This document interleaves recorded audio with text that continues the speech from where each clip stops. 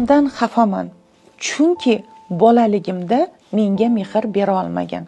Bilasizmi, aynan ko'plab qizlarimiz mana shunday xafagarchilik bilan o'zini hayotidagi juda ko'p imkoniyat eshiklarini yopib qo'ygan.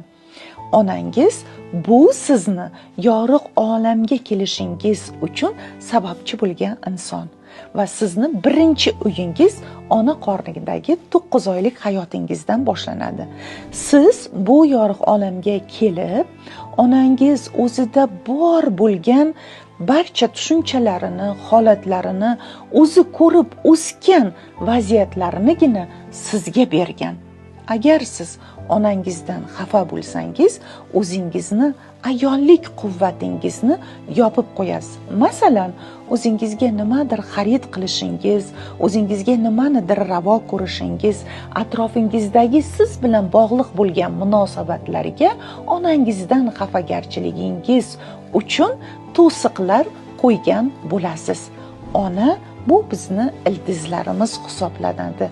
Onamizni roziligi esa bizni mana shunday gullab yashnashimizga, ayollik quvvatlarimiz oshishiga, barcha insonlar bilan barcha holat vaziyatdagi vaziyat va holatlarimizga yechim beruvchi onamizning duolari, onamizning